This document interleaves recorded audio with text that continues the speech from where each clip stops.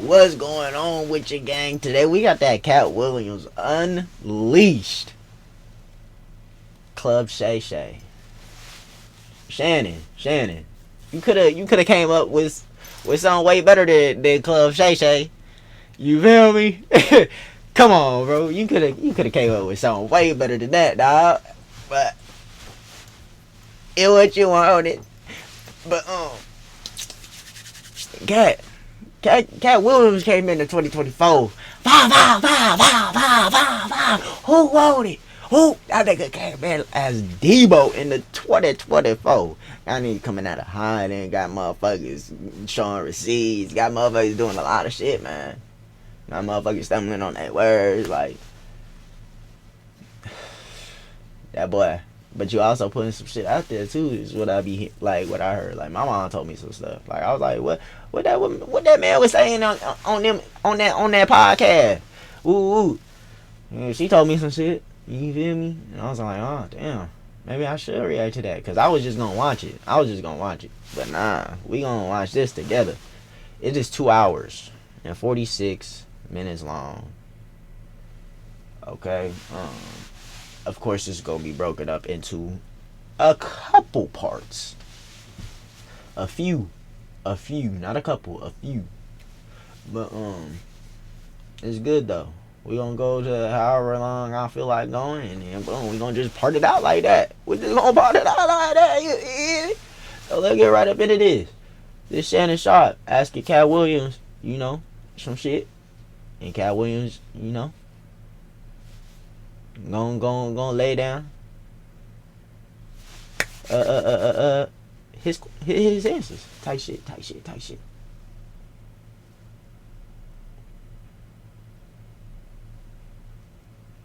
Hello? Who up in here?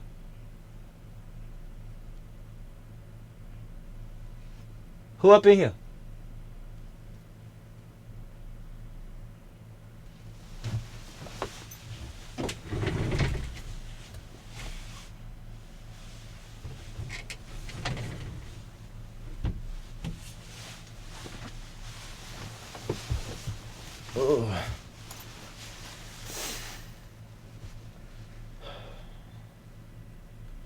This is the other side of Kirk Franklin prank. This is the reckoning. 2024. All my life, been grinding all my life. Sacrifice, hustle paid the price. Want a slice, got to roll the dice. That's why all my life, I've been grinding all my life. Look, all my life, been grinding all my life. Man. Sacrifice, hustle paid the price. Want a slice, got to roll the dice. That's why all my life, I've been grinding all my life. Hello, welcome to another episode of Club Shay. I am your host, Shannon Sharp. I'm also the proprietor of Club Shay, the guy that's stopping by for conversation and a drink today. Ladies and gentlemen, you're going to love him. Some call him the greatest, one of the greatest comedians, dead or alive. One of America's greatest entertainers, one of the funniest men on the planet, world-renowned, multi-talented, a comedy legend. He's the top touring comedian selling out arenas. He's a hilarious storyteller, Emmy award-winning actor, voice actor, rapper, writer, producer, director, icon, genius, a national treasure, philanthropist, humanitarian, social activist, a father, one of the great funny men of our generation and any generation, Mr. Katt Williams. Thank you, sir. How was that intro? Magnificent. I think that was magnificent. Shit, I want somebody to sit down in front of me and say some good shit like that in front of me. What? Of course that was magnificent. Shit. What? That nigga was praising you like you was God. What? You are magnificent at intros, and you did not skimp on mine. I appreciate it. Appreciate that. Very nice. You know, anytime you come to Club Shay, we have to toast. Yes. Bro, you've been doing it. I mean, you're one of the top one of the top touring comedians of all time. You already got started before we started taping. I did. Appreciate that. Tell the people at home. That nigga Katt Williams said, shit, we gonna get straight to it. What? I thought they was lying, and yeah, this particular alcohol is stronger than you think it would be, probably by about 2. And unbelievably smoother and milder by the same maybe 30% than you could possibly expect. And unlike cognacs the world over, this one doesn't taste like wood at the end, and it doesn't taste like it's got artificial colors, and it doesn't taste like it's got artificial flavors. It's a fine product. He's a connoisseur. You can tell he's a connoisseur. He's a cognac connoisseur. He understands the method that goes into making cognac. Right. Well, as a comedian, you get free drinks at the club. So all comedians either turn out to be connoisseurs like myself, right, or straight up and down alcoholics like 60% of Hollywood. Oh, shit. Thanks for stopping by the club. I understand that you're very, very busy, and for you to take time out of your busy schedule and stop in today, we really, really appreciate it here at Club Shay Shay. So thanks for stopping by, Katt. And I needed you to know why I came by. Yeah, I need you to tell us why. People know I don't go everywhere. I'm not interested in talking to people unless it's like a Larry King or somebody of an amazing ilk that I would actually want to go talk to in real life. Okay. I don't do it so I can sell product, and I got things to sell, so let me come talk. You have a great product here, and as a fan base, we love the attention that you spend on the guest. We love how much work you've done, how well you know them, how prepared you are. The same things that we liked about you in football. You brought that on over to here, and that's why it resonates. And the reason I had to come is because you've made a safe place for the truth to be told. You know what I mean? Thank you. I appreciate that. And I have watched all of these lowbrow comedians come here and disrespect you in your face and tell you straight up lies. I'm talking about things that have never been heard in all of Black Hollywood. They feel comfortable sitting here lying to you about it. You gonna set the record straight? Are you kidding me? You let Ricky Smiley sit here and you said out that mouth, you stole Friday After Next, the one I was in? I wish all of America fumbled a bit when that happened. He said all of America fumbled a bit when that happened. No. Stuff that we haven't heard in 100 years in Hollywood. You ain't say nothing. This man told you he had Katt Williams' role. He was gonna be Money Mike. Wait. And Katt Williams was gonna be the Santa Claus. Now let's 3 quick points. 3 quick. You mean in Hollywood they cast a 5'5" black Santa Claus that weigh 145 pounds? That's your story. Your story is the Ricky Smiley that couldn't even do curse words because he had a Christian fan base. He was gonna play the pimp. Why you didn't ask him why has he played a woman in more movies than he's played a man? Well, I didn't know He shouldn't be able. You wouldn't let a athlete. He called him a hoe. He called him a hoe. He called him a Hollywood hoe. Like, you only good for feminine roles. That been on steroids talk about one of the greats. Ricky Smiley can't act because Ricky Smiley can't act. He told you the story about when the movie came out. Where did he say he watched it? At home. He wasn't even at the premiere. Man, you stole that. Oh, so he could get his name in the same sentence with a great one. It is sad. He was just that. He said that nigga was at the crib. He wasn't at the premiere. That nigga can't act. What? Bitter when we were shooting it. He told everybody, it should have been my role. Everybody on the scene. Why do you think no cast member has ever said anything? He couldn't have played that role like you. I thought he was. Sir, no one. Why no? He was with KD.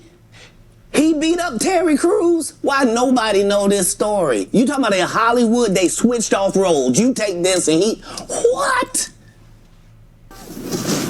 Damn. Red Bull gives you wings. If you're a homeowner and you're Damn. still paying for your electricity, He He's, And I've got some hey, good you news can't argue with a Just nigga that weeks got ago, got the his federal receipts. You feel me? So Ricky Smiley knows this, and I don't know why he would lose a child and come on the air and start lying. That's why people believe in rituals right there. Is because, well, why would he lie? I don't know why liars lie, but I can tell you this. We auditioned in...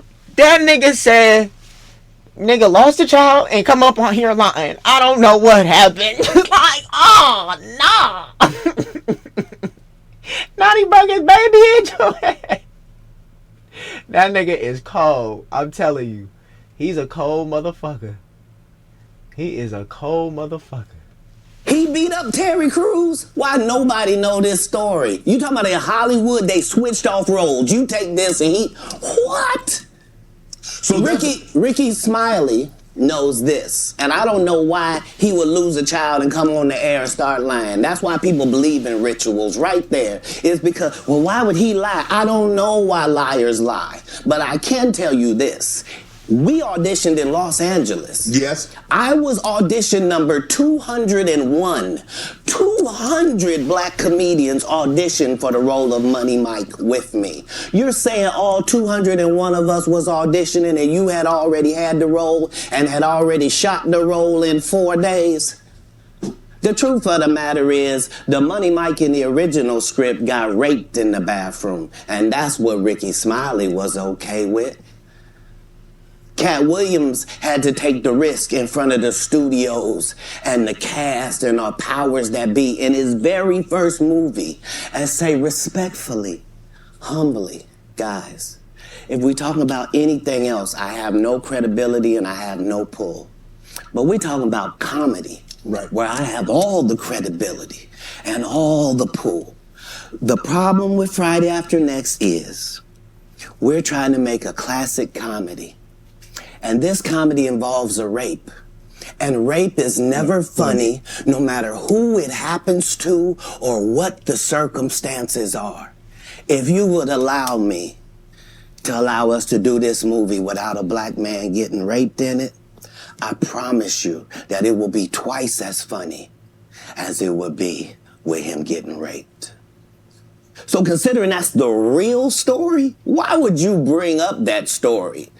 35 members of the cast and crew have never brought up that Ricky Smiley was gonna play Money Mike. No one ever saw me put on a Santa Claus suit. We got a wardrobe department. They made a Santa Claus suit for me. Why that wasn't in the bloopers? Why?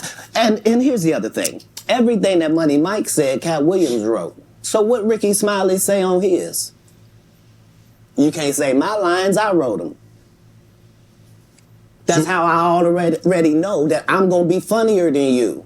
What he told everybody was, Katt Williams, and don't nobody know who he is. I'm on the radio. I'm with Steve and Said. Everybody know me. That's what he told everybody that would listen to on the set. That's the truth of the matter. He was so egregious, not now, then. He was so egregious that, and Hollywood has never heard this in 100 years. He was so egregious, I put in my contract that I won't work with Ricky Smiley again unless he's in a dress. Now, what was Ricky Smiley's next movie? Was it First Sunday? Did he wear a dress in it? You bet he did. It's in my contract. Why would you put that in your contract, Katt? That's where he's a believable actor. Him and Tyler Perry can't play a man to save their life. They play good women, and I believe that the best actor should be in the best role. So that's why, because when we released that... Oh! Called you niggas some hoes! Niggas called you niggas some hoes. Clip, and he said that you responded because he said he was supposed to play Money Mike and you were supposed to play Santa Claus. An outright lie. So that he knows is a lie. So why would he say it? Because he's a liar. Nobody knows why liars lie. And that's why I had to come on. Nobody knows why liars lie. Cedric did the same thing. Cedric told you when you asked him, did you steal Katt Williams' joke? Yeah. He said, it don't line up. How it don't line up that I did it on TV in 2018? You came to see me at the Comedy Store do it in 2019 and then did it on the Kings of Comedy. Like, what doesn't line up? This is a televised joke that Mark Curry helped me punch up and get to the level that it was.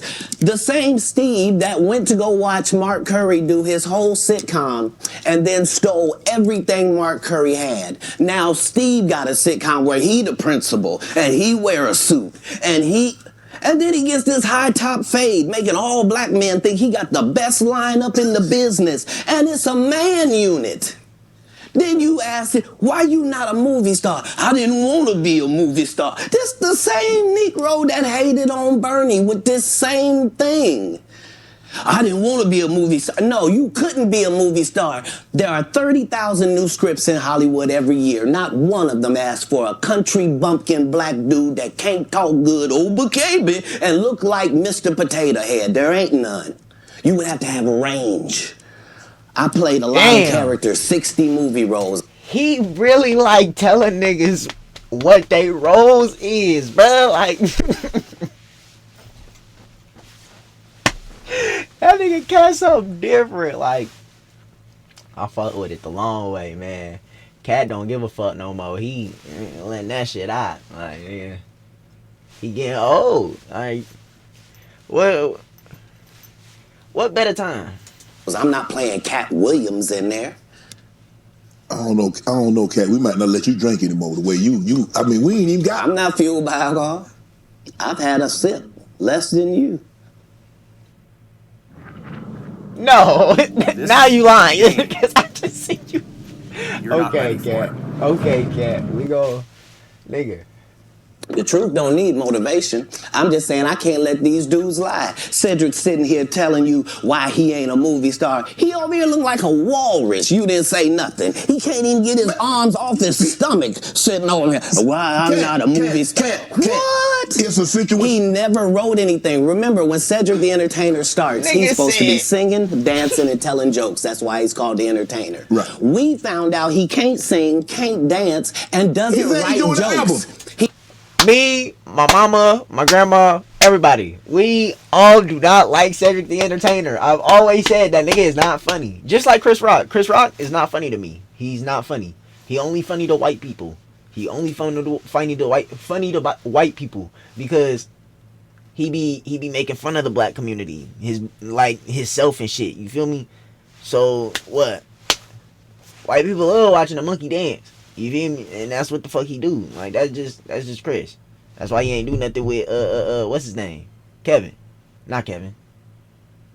Will. He a hoe. But yeah. Cedric the Entertainer, Chris Rock, they are not funny to me at all. Never have been, never will be.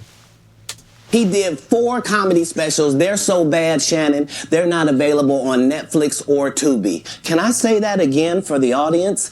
They're so bad that they're not available on Netflix or Tubi. You don't think Sam's a good comedian? The world doesn't think that, sir. I have 12 comedy specials. He has 4 specials that are not available on Netflix or Tubi. It seems to me, Katt, that you have a lot to get off your chest. No. You wanted to set the record straight. Winners are not allowed to allow losers to rewrite history. I don't say any of these things if my name is not breached by these people on your platform. If you give a liar a platform to lie, then I'm not being messy by saying, hold on, that never happened, it's untrue, and there are hundreds of witnesses for each thing I'm saying. So let me ask you this. Shit. What is your relationship with Steve Harvey, Ricky Smiley, and Cedric the Entertainer as you sit here currently? For 30 years, they're a group. These aren't 3 random guys. The way that Ricky Smiley kept appearing at all of my auditions is because of Steven said he would tell anybody that, listen, they got a gang on that side. They know what it is. They know who the gang is. Why Earthquake not in movies? Because he's illiterate. He can't read. And they found that out when they gave him a show and put the cards in front of him. Like, all of these dudes are co-entwined and they share secrets. And this is the age of truth. And the truth doesn't need to be scared of the fact that people tell lies. Katt's on drugs. Where are the stories? Why is there no story of anybody who ever sold a drug to me, did a drug with me, was around me when I was inebriated? I got 5 daughters. I got 5 sons. Why would we tell these ridiculous stories? Because it's competition. You feel like, well, why comedy guys can't just get along? Yes. Why didn't you get along with the other teams you were competing against? If you're a Denver Bronco, why you don't get along with the Cowboys? Something wrong with you? But I don't disagree. I don't dislike all the Cowboys. Cat, damn, you like different. All the Cowboys. Did you play against the team? Yes. I've taken 46 comedians with me on the road. 46. Okay. I'm not the comedian you can give that to. I only put on comedians that are funnier than me. Anybody that ever told you differently was a fat Faison liar. A fat Faison liar. Nah, he said anybody who believed you was a fat Faison liar. Nah. He like me in the business. Faison just caught it straight. Faison said that getting a Netflix special is easy. I have 12 specials. Guess how many Faison got? 0. So why is he allowed to have conversations about real stand-up people? We do not let people who are on the juice discuss real athletes. That's all. As a journalist. That's all. That's all I'm saying. Okay. I don't harbor any resentment to any of these entities because I can't be jealous. I've never seen them have anything that I ever wanted. If you sign up for their program, you get a light-skinned, weird-faced wife that never do an interview. Listen, in 20 years, won't do an interview. Nobody's ever talked to her, and she's never been interviewed anywhere. And now, understand, I'm not talking about one person. What I just told you applies to 7 people. How they all end up with that. That's part of what you get. I came in this business saying I was going to expose. When I talked about Michael Jackson, when I talked about R. Kelly, they canceled me for these things because why would you talk about another black dude? Race is not where the line is drawn. It's God's side and the other side. And we don't care nothing about the other side. Period. Period. All of these big dick deviants is all catching hell in 2024. It's up for all of them. It don't matter if you Diddy or whoever you is. TG Jakes, any of them. All lies will be exposed. That's all. And anyone who takes that the wrong way, know why they take it the wrong way. The truth is the light. I need to have another one of these. Amen. Amen. Gee. He said, "Jeez." I kind of let me get on there. Right.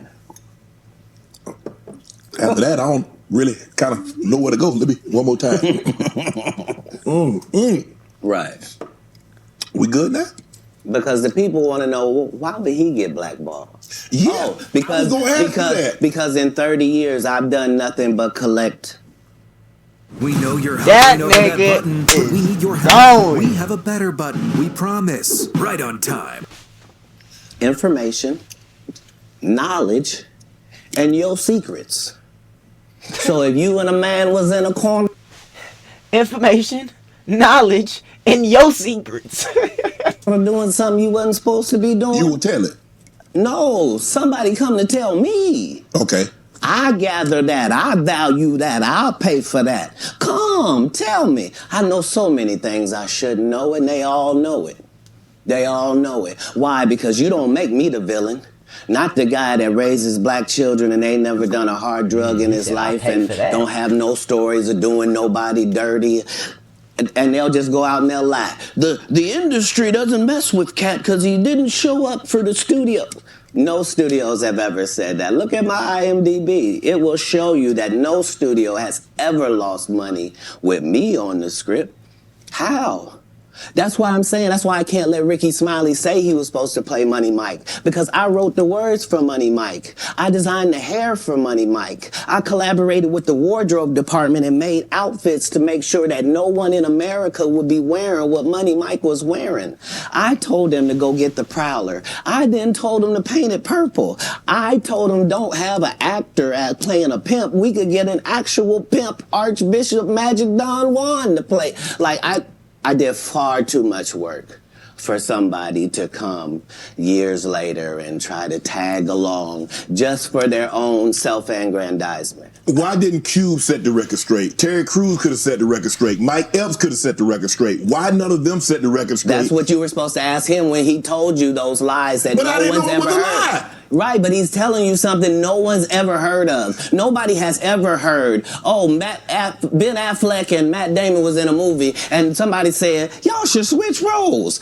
Like, this is a business. But that's the thing, Katt. Normally when people are giving you information, I'm thinking I'm hearing it for the first time, and they're giving information no one else knows or has ever heard. So I'm taking them at face value. These are this is like Steve Harvey telling people he used to be homeless. That's my story. That's not his story. Steve Harvey wasn't never homeless. When Mark Curry was touring with him 25 years ago, he was making $3,000 a show in cash and doing 5 shows a week. They just tell the stories. Thanks to my wife, I'm where I am. You said that about the first wife. You forget that? You told us it was her. Then you went and married somebody else that think like a man. Like, what are you talking about? They think they can rewrite history. Guy Torrey did a beautiful special about the Comedy Store and Fat Tuesday, where he said that Steve and Cedric and Kevin Hart and Tiffany Haddish came through there and made all lies. Steve and Cedric never performed at the Comedy Store at all. Tiffany was only seen at the Laugh Factory. In 15 years in Hollywood, no one in Hollywood has a memory of going to a sold-out Kevin Hart show, there being a line for him ever getting a standing ovation at any comedy club. He already had his deals when he got here. Have we heard of a comedian that came to L.A. and in his first year in L.A. he had his own sitcom on network television and had his own movie called Soul Plane that he was leading? No, we've never heard of that before that person or since that person. What do you think a plant is?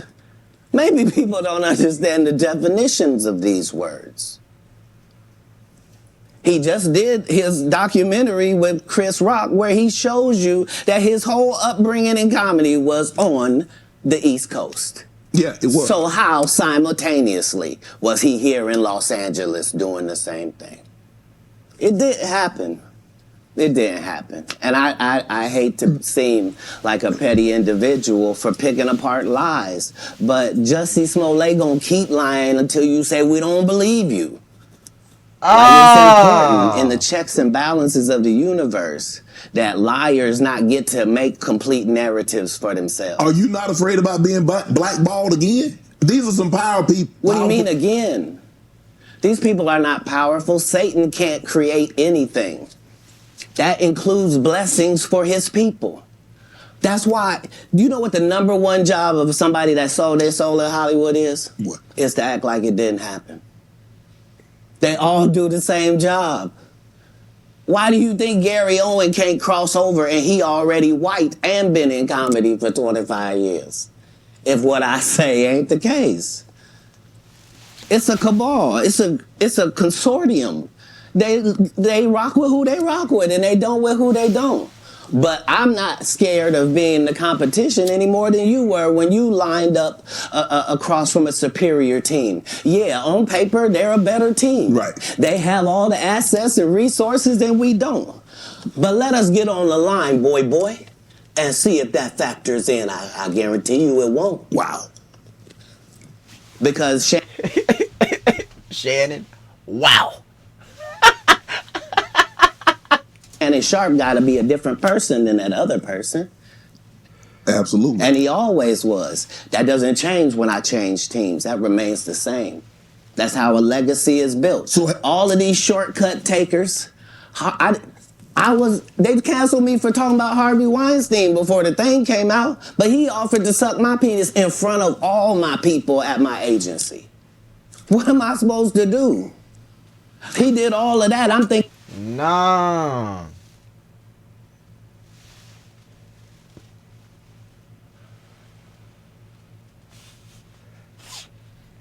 You tripping.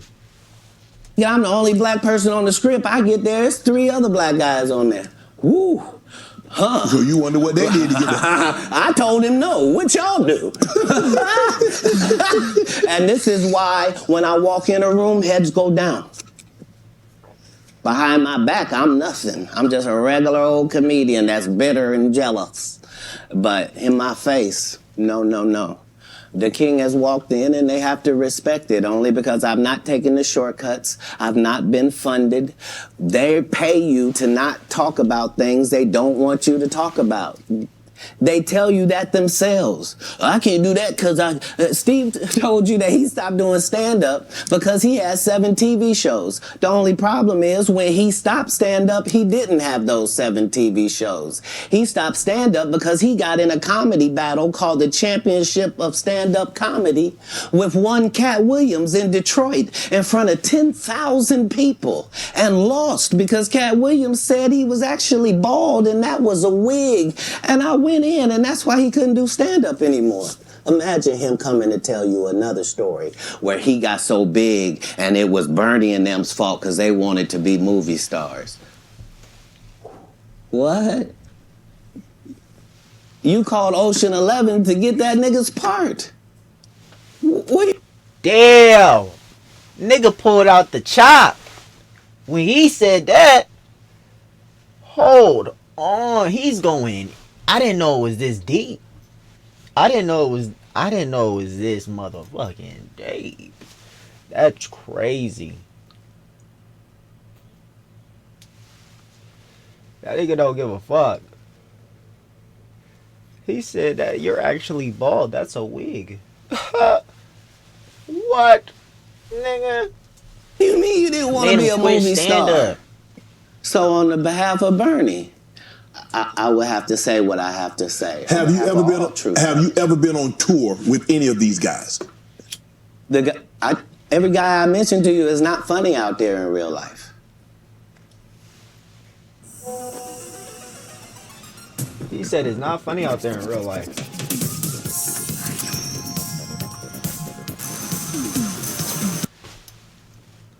So no. Faison's never done his own tour in 30 years. Steve Harvey don't do stand-up no more. Cedric doesn't write. I'm sorry, he doesn't write. Ricky Smiley has been playing the same old black woman forever. Like, you can't get a young fan base with that. Like, you gotta be doing karaoke around the country to make that work. Right. And he is. But I'm a stand-up comedian. This is my 19th 100-city tour.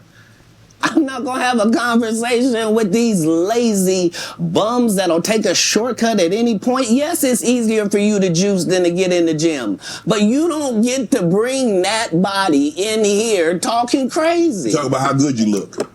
What? No, there's too many comics out there that are putting their life on the line to tell these jokes, man. Okay. Let's get to your upbringing. We're going to circle back and we'll get some... I want to protect him real quick, because you had said for the Kings of Comedy, it was in 2018, 2019, but did you mean 1999?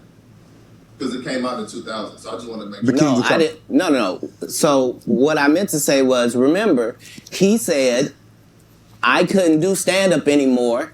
I had 7 TV shows. I said he didn't have any of those TV shows at the time. I know you talking about Cedric. Joke stealing from Cedric. Cedric. Okay, so you had said that 2018, 2019, but it came out in 2000, so I just want to make sure. Okay, no. What comes out in 2000? The original Kings of Comedy. Right. I'm on BET's Comic View, and they're using this as the commercial in 1998. Okay. That's why I'm saying, yeah. So if I said the dates wrong, let's go back and clear that up. Okay. You said, I had Cedric on here, and I asked him about the joke stealing, and he said the timeline doesn't add up. Correct. To that point, you say, Right. So he thought that I was just a no-name comedian and that he could take this joke and nobody would know. Right. The issue was that I had already done this particular joke on BET's Comic View twice. Right. It had done so well on BET's Comic View that they had made it part of the commercial. So part of the commercial of make sure you tune in to BET was you seeing me doing this joke. Right. And this joke is one of those jokes in comedy where you set it up and it takes a little longer to set it up, takes about 3 minutes, but then you're just hitting them with jokes after that because you don't have to set it up. Right. Mark Curry had already helped me work on this joke because I thought it was good because I was getting a standing ovation on it. He had me go back in the lab and help me craft it to be an even more powerful joke. So this is not just a random joke. This is my very best joke, and it's my last joke, and it's my closing joke. Okay. 1998, I'm doing this joke. It's on Comic View. Cedric comes to the Comedy Store. He watches me in the audience. He comes backstage. He tells me what a great job I did and how much he loves the joke. 2 years later, he's doing that as his last joke on the Kings of Comedy. And he's doing it verbatim. He's just changed my car into a spaceship. Him and Steve had already apologized for me, so I gave him a pass for a decade. Why would you sit here and... He said he already apologized to me and I gave him a pass for a decade. be like, I saw Katt 30 times and Katt didn't do... As I stand before you, Shannon, I would have bust Cedric's stomach. There was nothing that would have kept me from one of these in that patch right there. Like, are you kidding me? Why would you downplay me like that? Why did I give you a pass if you were just gonna lie? And so that's what I'm saying. Like, they're all a group. Cedric, Steve, Ricky, they've been a group. Everybody knows that. They've been aligned.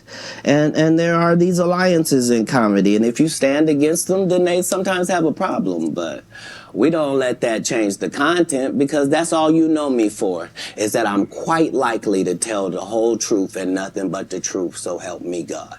Can you believe we're this deep into the NFL season? We got to make every second count. With DraftKings Sportsbook, you can make the most out of every game day. Bet on your favorite teams for a shot at winning big bucks. He keep New that customers football can in, score 150 instantly He in love bonus football, bets man. for betting 5 on any matchup. Get in on the action with DraftKings Sportsbook, an official sports betting partner of the NFL. Download the app now. Use code Shannon. New customers can score 150 instantly in bonus bets for betting just $5 on the NFL. Only on DraftKings Sportsbook with code Shannon. The crown is yours. Let's get to your upbringing. Born in Cincinnati, Ohio, raised in Dayton, Ohio. What was Katt Williams' upbringing like? Your parents were Jehovah's Witness. You were a prodigy. You were brilliant. You talked to me that you got accepted to college at 7 years of age. You could read fluently at 3 years of age. So having that kind of knowledge, having that kind of prodigy, what was your upbringing? How was it? How was life as Katt Williams coming up?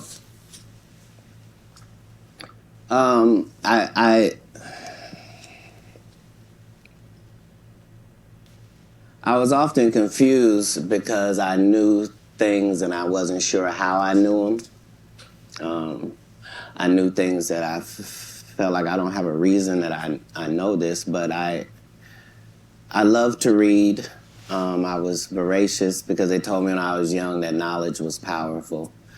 That knowledge was power, and I had studied powerful people, and I really believed that. I immediately... My next project was to read the whole encyclopedia set. So when you're like 6, 7 years old, you read the whole encyclopedia set, you think you're one of the smartest people in the world, right, only to get out in the world and find out you don't know anything, you know? So it was a confusing time, but yeah, I had a childhood. I was grown, but I at 5 years old, I was in front of 10,000 people giving a performance with a full suit and tie on, you know what I mean? So yeah. It came full circle for my life. I knew that the applause and the giving of information and laughs and truth to people somehow benefited them and also benefited you. And yeah, so when they would ask me what I wanted to be, everything that I would say that I wanted to be was something that didn't exist. And they would never give me credit for it because I needed to say a doctor or a lawyer, but that's not what I wanted to be. So your parents weren't as supportive as you would have hoped because you were wanting to be things when you got older that they had no knowledge of or it didn't exist at the time. Be like Shannon. Slower. No, it wasn't that. It was. I'm saying I'm almost 100 years old right now. But if we go outside right now, I can run a 4.340 or sub. I can do a 4.16 if I'm. Oh, there's Jimmy John's across the street. We can order a sub. But oh, you been on the submarine? That what you sub? So back then it was even greater. So you got this guy that all the coaches want to play. Man, Katt, don't do that. Hold on, because I'm 5'5" in the 5th grade. I've been this size my whole life. Like there was a portion of school where I was one of the big dudes. Like as soon as everybody caught their growth spurt, I was out of there. But I'm saying I was a competitive individual. My father was an athlete. I can see that. Like, no, I've been 145 pounds my whole career. That's why I never bothered when they said, your Katt's on drugs. I knew, how you gonna prove that? My body is a temple. I've been the same size since I was 10. Like, what do you? Yeah, like I haven't changed off this pivot foot. This has always been who I was before stand up or anything. But it was an interesting childhood. I appreciate my parents, even though I couldn't live within the religious frameworks of what they had set up. But that was more not wanting to live a double life and not want to embarrass my family. You know what I mean? Because I read where a form of punishment for you is that they would take books because you mentioned you were such a voracious reader. And a form of punishment it was when they would take the books for them because you could read fluently. You told me how at like 3 or 4 years old you could read. Not just a little child's book, but you could read. Well, I'm saying when we go to Haiti to do missionary work, understand that my mother and my father, nobody that's there with us speaks French. And it speaks Creole and reads French. So I'm in charge of everything, from the housing to the cars to the gardener. Like I'm saying, so I'm not just reading. I'm reading in multiple languages. Like How old are you? I'm probably reading 3,000 books a year. From the time that I'm 8 years old to the time that I'm 12. Damn. No fiction books at all. I'm only reading nonfiction. You could drive. At 12, you received a full scholarship to the National Science Academy in Dayton, Ohio. But you failed, so you would become ineligible. Why did you want to take that opportunity? I didn't see it as an opportunity. When I got in there, all the students were wearing lab coats, and it seemed very confined and restricted, and nobody seemed like they were having fun. It just seemed like everybody was smart.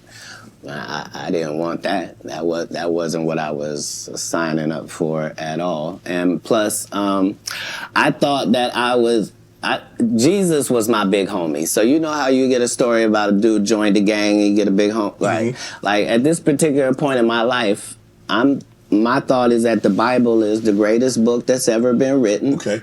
That it houses the truth, and that it gives you this story of Jesus, and that I'm supposed to be like him. Okay. So it's already in my head that as soon as I get 13, I'm leaving.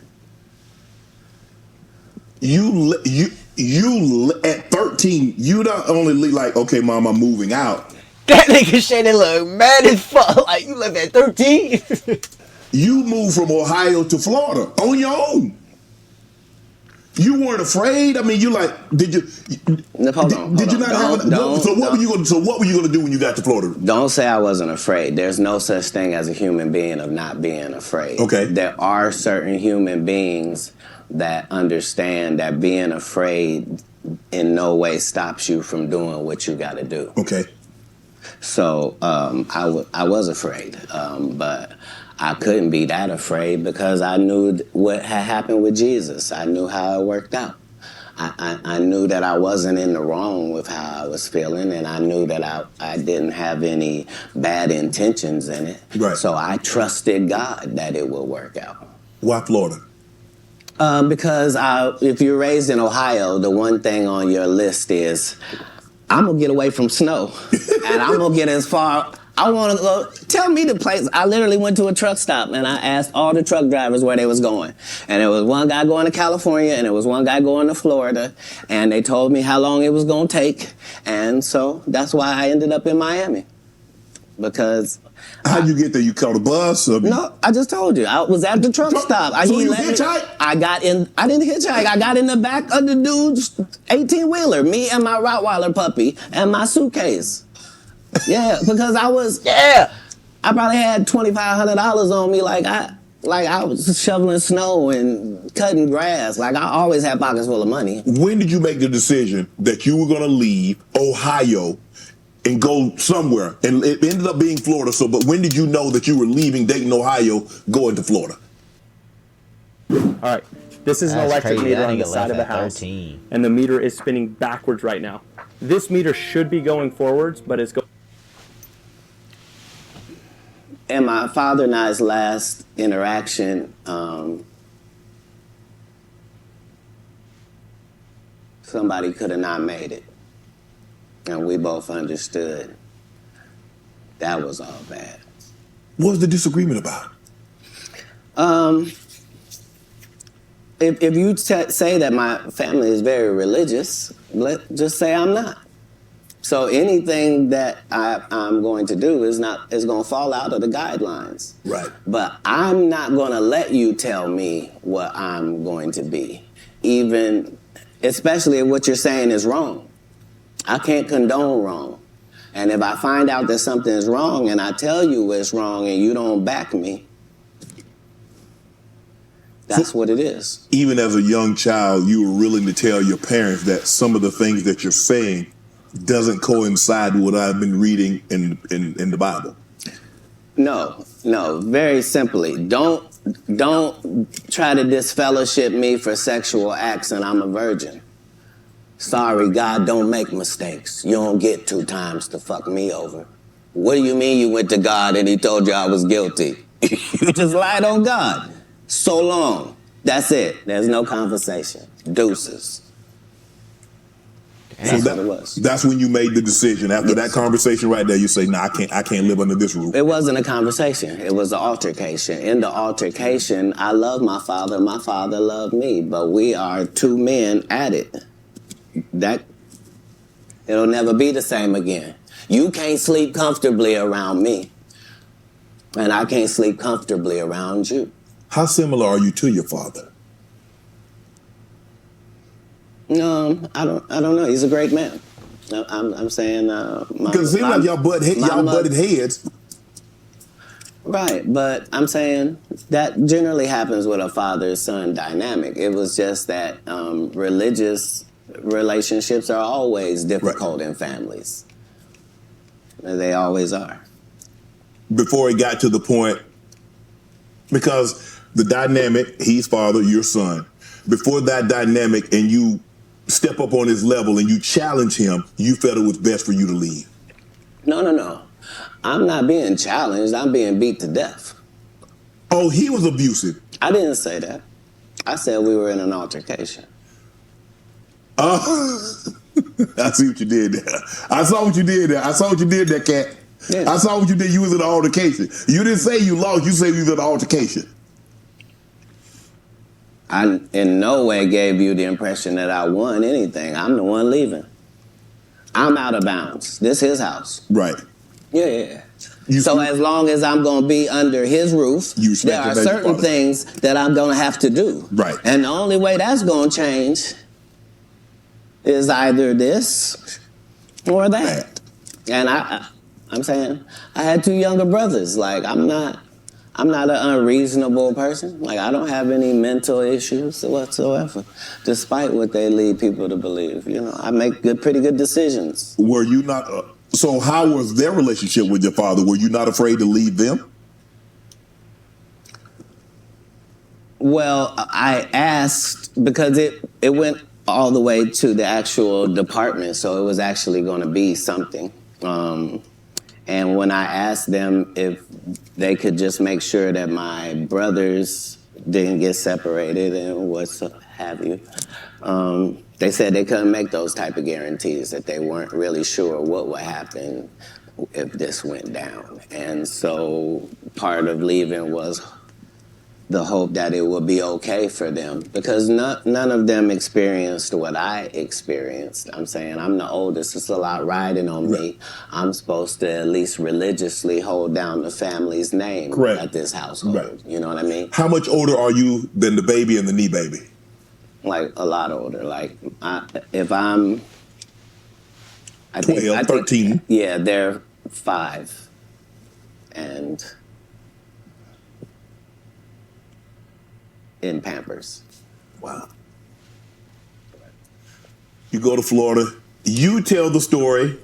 I've heard you were homeless, and somebody else told the story, said they were homeless, and you said they hijacked your story. Now I don't. At 13, I shouldn't have to tell you I'm homeless. I'm in Miami, Florida. I have no family members in Florida. I couldn't buy a house if I wanted to. I couldn't get an apartment if I wanted to. I don't have a credit history. Like, this is not a stretch for me to say that I'm homeless. I'm living in a park in Coconut Grove. The park still exists to this day. For 8 hours a day, I would get up and go to the library and study for 8 hours a day to increase my education. And then I would leave out of there and go to the marina and steal car radios and make $2,000 almost daily.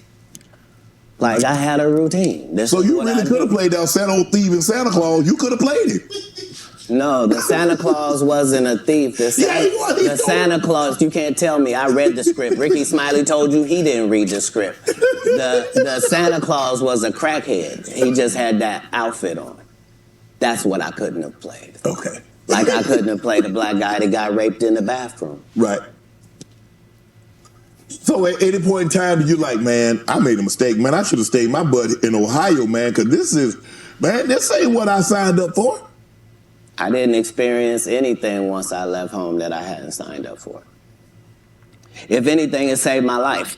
Me being homeless for that small period of time allowed me to see all of the people that were in that situation, and to see that these were lawyers and doctors and teachers, and that these people were white and black and Asian and Indian, and the only thing that all of these homeless people had in common was they made a bad decision and aligned themselves with drugs. And I interviewed them all. What drug? And guess what, Shannon? Nobody had a great story. Nobody had a great story of what meth had done for them, what crack had done for them, what cocaine had done for them, what heroin had done for them, what speed had done for them. Nobody had them stories. Everybody's story was, I had my life together. And then I decided to do this dumb thing. And I lost my wife, I lost my house, I lost my cars, I lost my reputation, and I'm now out here sucking penis in the woods.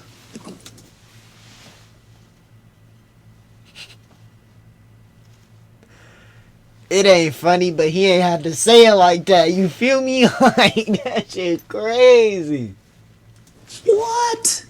Talk about scared straight. You ain't got to worry about me. If it ain't weed or nicotine, you won't see me touching it. I don't want no parts. I done seen what these things can do to people. Anything that take over your free will is the devil itself. Have you ever thought about what your life would have been had you stayed in Dayton, Ohio?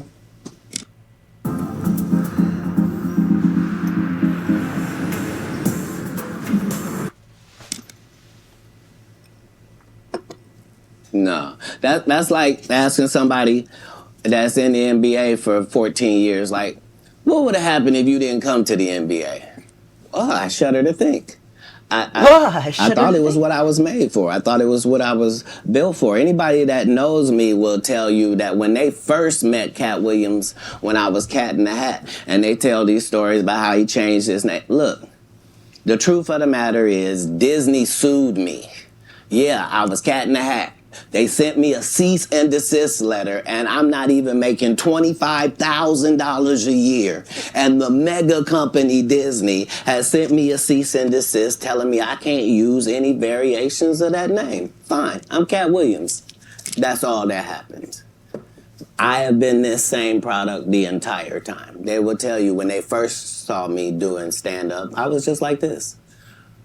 This is what I bring. This is my style. When did you know were you always funny? Did you always want to be a comedian? Did you stumble on a comedianship? No, I love. We gonna stop it right there, gang. If you made it this far, like, comment, share, and hit that sub button. This that part 1 of the Katt Williams Unleashed Club Shay. You feel me? So I'm gonna get right back up with y'all in the next video, gang. Like, comment, share, and hit that sub button for your boy. Yeah.